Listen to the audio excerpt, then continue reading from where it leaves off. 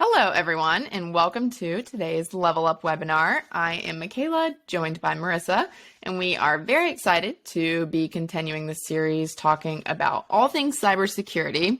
Before we get started, though, I do want to mention a couple of quick things, and then we will kick it off. These are pre-recorded conversations, as always. However, we are here live with you in the chat box, so please feel free to ask any questions throughout so that we can address the things you really want to hear about.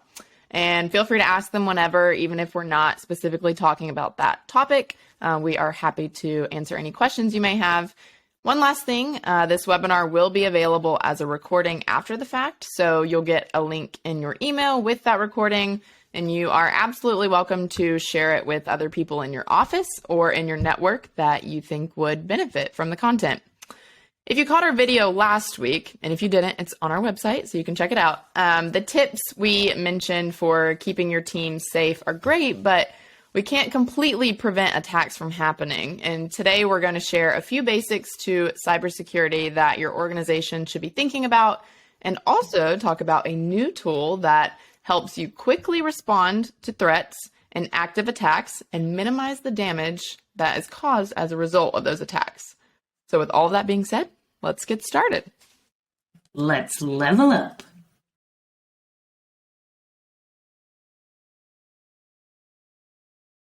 So let's start with the basics. Like we just mentioned, we cannot prevent all attacks from happening, but there are a few tips that we've put together that can help your organization stay as protected as possible against these potential cyber threats. So tip number 1, security updates. You've probably run into this situation before where you're focused and you're working on your computer and all of a sudden you get an alert that something needs to be updated. And it's super easy to click the remind me later, or maybe you even tell yourself that you'll get to it later. But these software updates are really, really important to the security of your device. And in many cases, these updates are sent out to patch a hole or a vulnerability that has been found in the software by the developer. So oftentimes there have already been people who were hacked because of this vulnerability. So developers create a patch to prevent others like yourself from falling victim as well. And by not installing these security patches, you're leaving these vulnerabilities wide open for potential attack on your device. Yes. And as a business leader, you can encourage folks to make sure that they reboot their computers regularly, because these security patches will often require a reboot in order to fully install. And so if you install them but don't actually update the computer or reboot the computer, you're not patched, and therefore you are unprotected against that potential vulnerability. We've got a blog that you can share with your team members about doing this.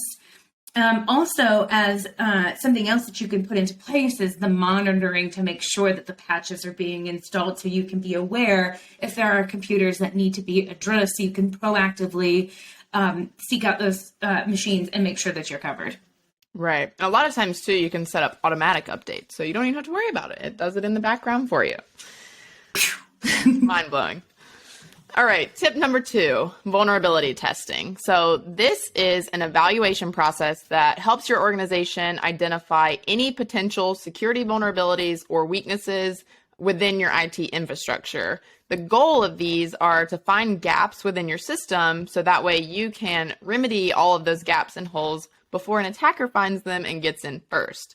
A similar tactic, but it's a little bit different, is penetration testing. So this is an actual real attempt to simulate what a cyber attack would look like in your IT system to figure out how the hacker could potentially get through all of your organization's defenses that you have in place. Sometimes this is referred to as ethical hacking.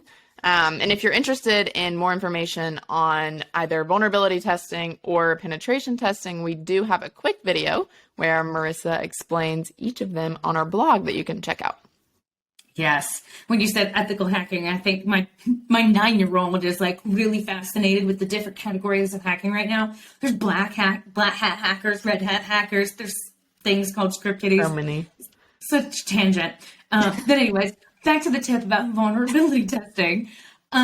If you're in a regulated industry, compliance typically requires some sort of like period in time vulnerability testing and some penetration testing, just to show that you're making proactive efforts to close those gaps, as Michaela said. Point in time is certainly helpful, but if we think about not being able to protect what we don't know about, and if we're only looking at a specific point in time, we are potentially blind. And so the trend is leaning towards a continuous monitoring so that you're aware of things as they happen and you can prioritize and always have this continuous hardening mindset. So doing them at point in time, good to check the box. Continuous is a little bit better for just continuously improving your posture. It's kind of hard to prevent things that you don't know is there, right? Right. Exactly. So like look behind you or in front of you. Just hope for the best. Tip number 3 is an advanced antivirus. So this is a cloud-based endpoint security solution that combines traditional antivirus with more advanced techniques as well to intercept any attacks coming in on your devices. So traditional antivirus is more of a reactive tool. It uses known information to detect potential threats within your system. Advanced antivirus does that as well, but also takes a proactive approach by using other factors like behavior, for example, to find more complex or more sophisticated attacks that the traditional antivirus might miss. And many attacks try to actually disable your endpoint security tools. For example, they might try to uninstall your antivirus, which would obviously make it way easier for themselves to launch their attack within your system. However, there is something called tamper protection that would prohibit any unauthorized changes to your antivirus settings. So it would not allow them to uninstall the antivirus and leave your system vulnerable for attack. And without this protection, your organization is extremely susceptible to a ransomware attack, which can be extremely costly and very time consuming to come back from. Absolutely. And this is just a modern growth progression, if you will, for antivirus. Like you said, traditional works on known viruses, but then we have this, well, what happens if they're too new or if they're too sophisticated and designed to bypass those measures? Then the idea is, can we use what we know is typically not good behavior? Can we do a better job at flagging those so that we can prevent anything from happening? So it's just more sophisticated endpoint protection. And as we use computers more and as we explore the cloud more, we are opening those endpoints up to more potential, like you said, more potential threats. And so using a more sophisticated antivirus is definitely a way that you can just bump up what you're doing now with a small return, small cost investment for a big return on investment. Huge. You have to stay smarter than the threats. It's getting harder, but it is. You can work smarter. That's right. I see what you did there. Got it. Tip number 4 is your firewall. So your firewall is a crucial tool within your IT infrastructure, and its primary goal is to monitor all of the traffic coming in and out of your office network. It basically acts as a fence around your network that checks any traffic as it's trying to come in. Once it's been checked by the firewall, it would either be allowed into the network or blocked out if it seemed malicious in any way. And a strong firewall is really important in today's hybrid work environment, especially as nearly everything is connected to the internet, and anything connected to the internet is largely open for cyber attack. In the hybrid work environment, the flexibility is nice and allowing people to work from anywhere, but it also has to be monitored with higher security standards to make sure that your organization is staying protected. And there's many different options when it comes to selecting the right firewall. And if you're curious about what you should be looking for as you're searching for one, we have a short video over on our blog that helps to break down some of the different key points that you should keep in mind when you're looking for a firewall. I feel like we have a video or blog for a lot of these things. We're pretty prepared. Yeah, it's education. But just like a small, too long, don't read. It's primarily bandwidth is something we consider when we size a firewall. The number of users is also key. One of the things that the firewall does is that, like Michaela said, in this hybrid environment, Firewalls can extend what's called that VPN, that virtual private network, which allows people who are working remotely to securely connect into your office resources. And so if your firewall is going to be doing that, then we need to make sure that the number of users are supported. So highly recommend checking out that video, like Michaela said, if you have any questions on whether or not your firewall is up to spec for your organization. Yes, for sure. For tip number 5, we're going to talk DNS security. So DNS, scared you there. DNS is the first step when it comes to connecting to the internet. So you use a web address like www.worksmart.com, and the computer uses an IP address to then load that website that you're trying to get to. And your computer gets this IP address from a DNS server, but attackers know that this is how the process works, and that's what happens. So they actually try and use the technology against you to launch their attack. And these can include ransomware attacks, phishing attacks, malware, all sorts of different things. DNS security tools will monitor for any malicious activity on the internet, essentially acting as a filter on the DNS layer. And it can protect you from making a typo in your web address if you accidentally put in a wrong character, which could potentially lead you to a malicious website. The DNS security tool would protect you from that incident. It can also completely block access to malicious websites, or also block a hacker's ability to encrypt your data by stopping the ransomware communication with the attacker. DNS security is a cloud-based tool that adds just one more layer of protection over your organization. This is a really neat cloud-based tool. And Michaela, you said it like perfectly, not like quickly. And so I want to reiterate the biggest thing that this can do besides blocking things that are known to be malicious, but it can actually, if ransomware is installed on the computer itself, it's kind of a two-part attack. You got to install the virus itself to then goes around and it calls back home to get, over the internet to get what's called these encryption keys to hijack your data and lock it from you being able to use it and see it. And so DNS security can actually prevent that callback home. So even if it gets installed on the computer, it stops it from encrypting. And so it's just like antivirus and like firewall. It's just another layer in your cybersecurity protection that can be one more key process to block something that may get through one of the others. It's like cybersecurity Swiss cheese. We're like applying it in like different angles to cover the holes. We can stop them in their tracks. With Swiss cheese. Yeah, it works. And lastly, tip number 6 is security awareness training. You have most definitely heard us talk about this before, but it's so important. And keeping your team up to speed with the latest threats and also how to avoid falling victim to these threats is very important to your organization's security. Team members like ourselves are the number one target for attackers because they know that if they can get through us, which we're a little bit more susceptible, they would then have access to many different parts of your organization. Regularly scheduled training for your team helps keep security top of mind and also boost the chances of avoiding an attack before it's too late and in your system. And if you're looking for training videos, we have many different options on our blog, including one from just last week that we will share the link for to pass along to your team. Yeah. And security awareness training doesn't have to be hard. You could have an awesome IT provider like WorkSmart who loves to put out content to help educate your users. Fun content. It's fun. We make it fun. Right. Fun content.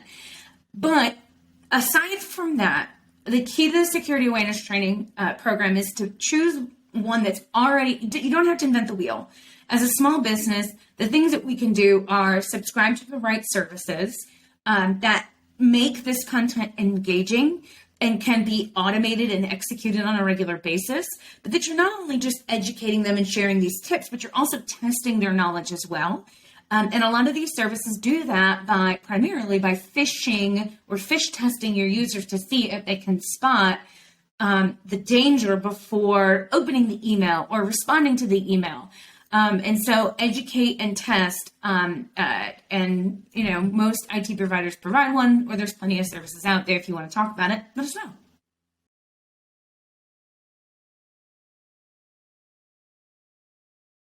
So, like we mentioned in the first part, and every other time we talk about cybersecurity, what is the plan if something goes wrong? We can take all of the preventative measures to try and avoid attacks and do all of the right things along the way, but we're never completely protected. And we all like to think, oh, it'll never happen to me or it'll never happen to my organization.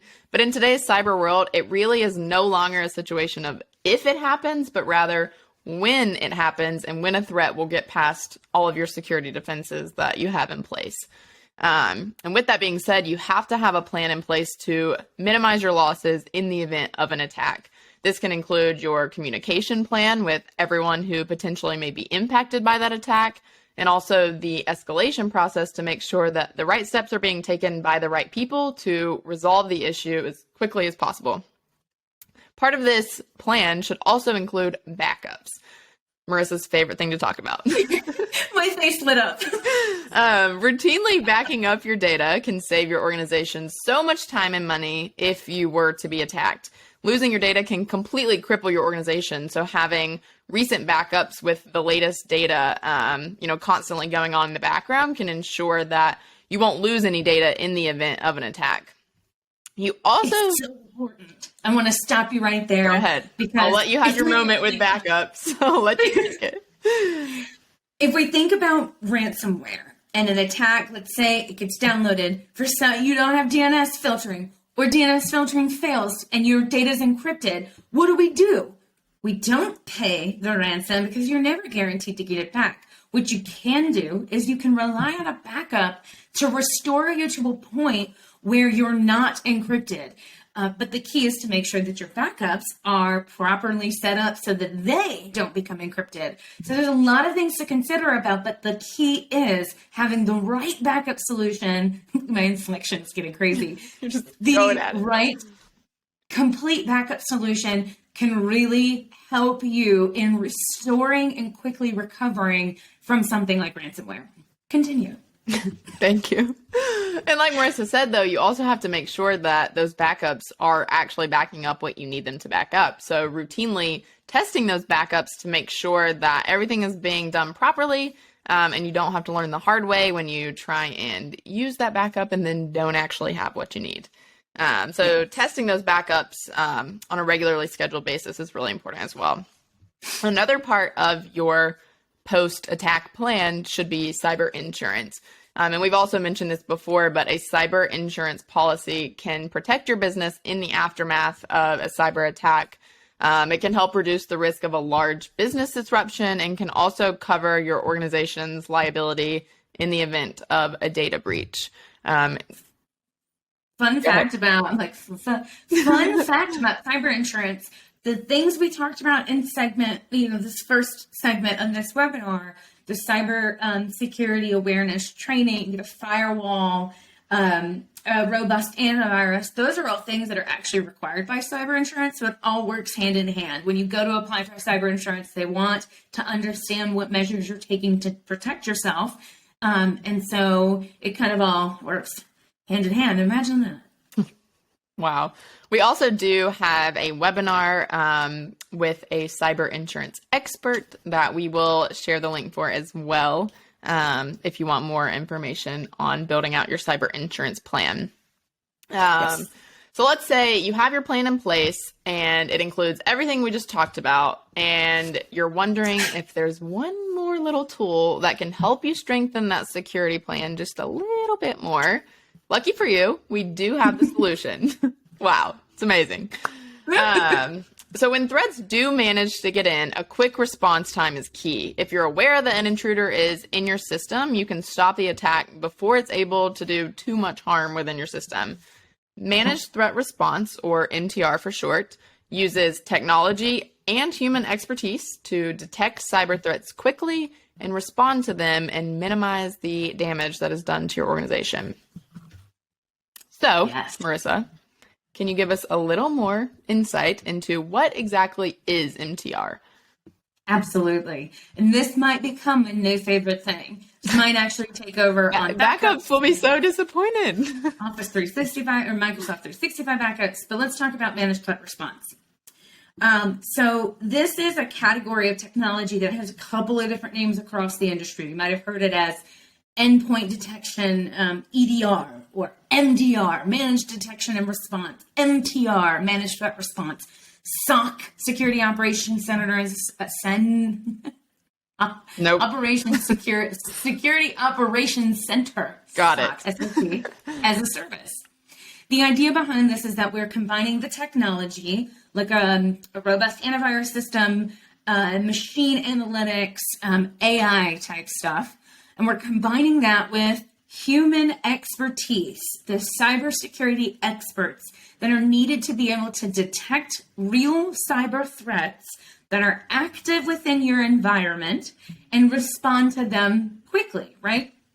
It's a threat hunting, analyzing, detecting, like checking the box that we've detected something and then responding to it. I mentioned in the first segment about cost effective. Everyone in business is looking to get a good return on investment. And with small businesses, staffing cybersecurity experts and purchasing the technology to be able to do this is not cost effective.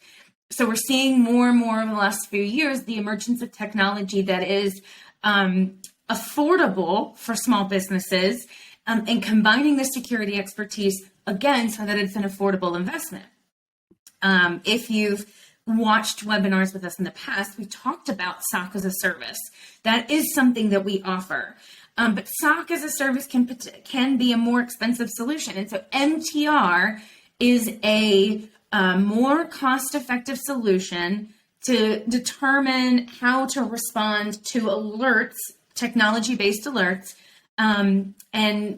So that's the short answer of what MTR is. Threat hunting, analysis, detection, and response. Right. So you mentioned kind of what it is and how it came to be. So can you walk us through how the process actually works? How does it hunt, for potential threats, analyze, and then make a response plan? So the analogy I've used before is that you've got locks on your doors and your fences and maybe even like a security guard dog. And those are all the things that you do to prevent someone from breaking into your home. MTR is kind of like the security system and people who are monitoring your home for signs of an intrusion, a door left open, a window broken, someone actually coming into the house. It's an alarm system with people behind it to be able to say, like, is this really a threat?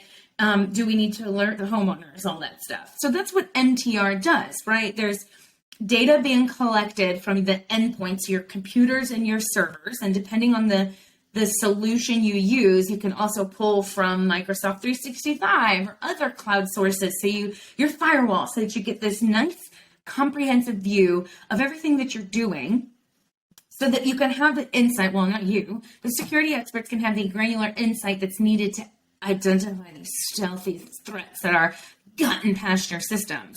So it's processed in real time by this cutting edge security tool, leveraging the security experts, so that they're continuously monitoring the organization's data so that they can perform these sweeps to look for indicators of compromise. And then they can make decisions around how to prioritize it. Does it look like it's something is this really a legitimate thing that's causing a red flag, or is this red flag deserve something more? So with that moves in, we talked about detection and hunting for threats. The next step is actually responding to the threat to stop the threat from causing harm. So these threat hunters see a red flag, then they look deeper to address the concern. And then once they figure out the origin, where it came from, the scope of what's impacted, then they can use all this relevant threat intelligence and all this advanced data.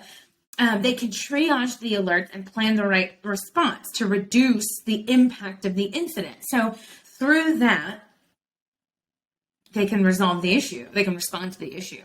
The next step, so we're detecting and hunting, we're responding and stopping. And the next part is like, cool, we've eliminated the immediate threat, but it got in somehow, right? So we want to resolve the potential concern and address the issue. And so they do that. They do that. That's always a good thing to do that. Right. So you walked us through kind of how it works and the process of the security experts and how they can monitor everything. Why is this such an important thing to cover when you're talking about your business's security infrastructure? You nailed it on the head when you said earlier that the quick response is key. It's not a matter of if, but when. And so if we want to be truly proactive, the best thing that we can do once we've laid down a lot of really good resources to prevent an attack is to be able to find an attack and stop it. So this allows us to quickly identify and stop sophisticated threats that bypass, common security measures. Reducing that time reduces the impact or limits the impact of an attack. And successful cyber threats can have an effect lasting for years. We go into that more with the cyber insurance webinar.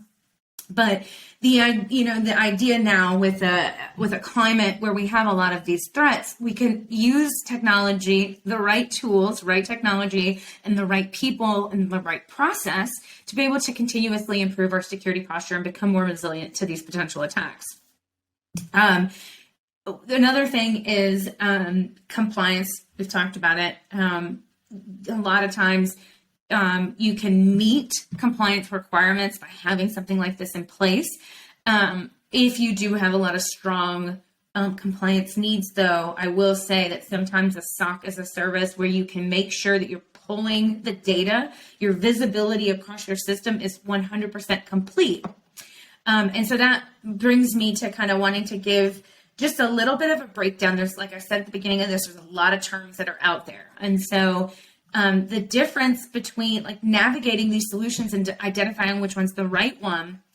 If you've heard of EDR, endpoint detection and response, it is a technology that looks for the threats. They generate alerts. Those alerts have to go somewhere. And so making sure that you understand who's handling those alerts. Is it the right people? Is it a managed service provider with a few cybersecurity experts, or are they leveraging a Sophos security provider, their cybersecurity assets?